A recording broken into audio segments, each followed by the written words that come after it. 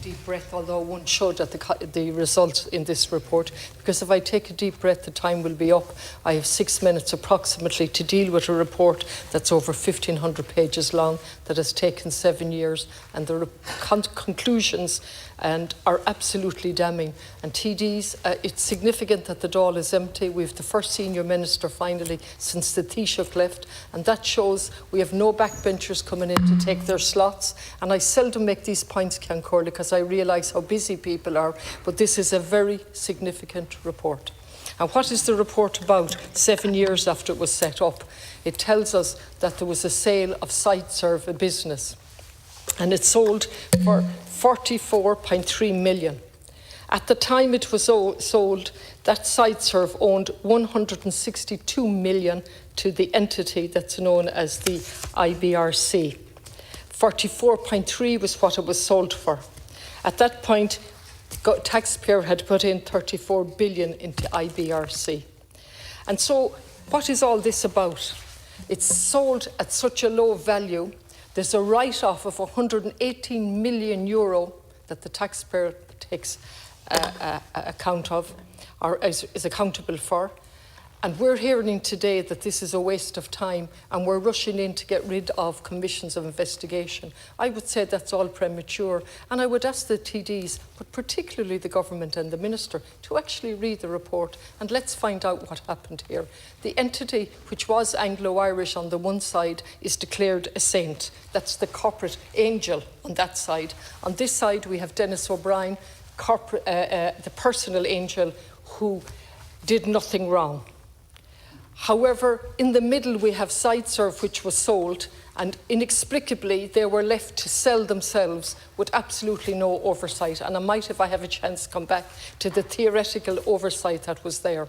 And so we have two gentlemen named, Mr. Harvey and Mr. Dix, three gentlemen, Mr. McFadden, and they seem to have played rings around the angel on this side and the angel on that side. The angel on this side being Mr. O'Brien, who didn't know anything about anything, and the IBRC on this side, which the judge has found everything. They acted in good faith. All their procedures were right. All their policies were okay. And Ciancórla, how did this happen then? How did these three wise gentlemen run rings around everyone for their own benefit? How did they conceal? How was there a list of unauthorised disclosures and then disclosures that were never made? How did that happen? How were the minutes of the official meetings of the board given to the department on a regular basis in a board pack, but the ad hoc ones were never given? How did all of this happen? How did a boot camp take place in St. Moritz with two of the important figures in this, the mere mortals in the middle of the two angels that did everything wrong, of course? They misled, they told untruths, and I'll read some of those in a minute, but they've already been read out, indeed, by various people. How did that happen? The sale was tainted by impropriety. Non-disclosures and concealments undermined the integrity of the CiteServe sale process and tainted it with impropriety. The company's decision to grant exclusivity to Mr. O'Brien and then to continue with exclusivity to him was tainted by impropriety.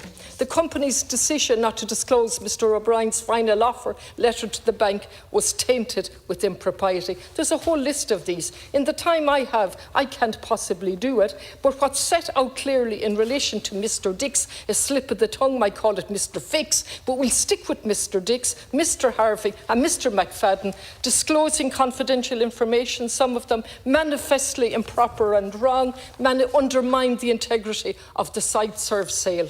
Mr. Dix gave false, misleading and untruthful evidence in his sworn evidence. Mr. McFadden's evidence was incredible according to the judge on various aspects. The Commission does not accept Mr. McFadden's evidence or his submissions on the matter. Entirely implausible, and so on and so forth. And all of the time, the angel on the left knows nothing and the angel on the right knows nothing.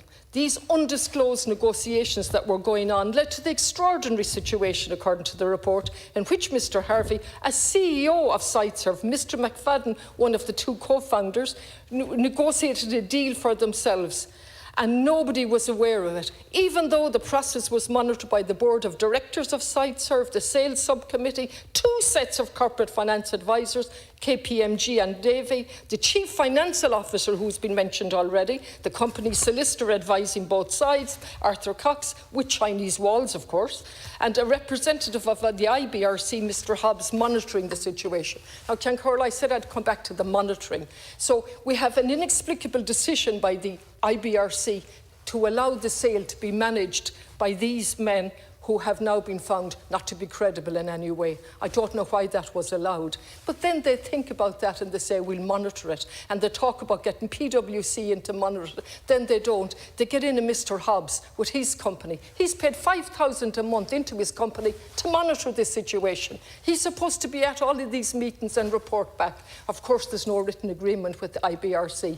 Even though they're angelic in all of this, there's no agreement, no written agreement. So he goes to CÉRB and they determine what he should say and not say. And there's a little bit of upset over that, Minister. So something better is agreed, but nothing in paper. So that's how this was monitored, Ceann. And we have TDs here today saying there's nothing in this. This is a shocking and a damning indictment of how business was done. I leave the conclusions to the judge, but what I find very difficult is an IBRC that knows nothing about nothing, and the judge says they acted in good faith, and nobody's asking a question. How did the procedures and processes in place allow this to happen? What was Mr. Hobbs doing? What was he being paid for? And then we have the Department of Finance making a very good decision to recommend an independent review, overruled by the Minister for Finance at the time, which he was entitled to do. No independent review. We've tremendous work being done by internal members. The only time I see females mentioned is when they're doing the work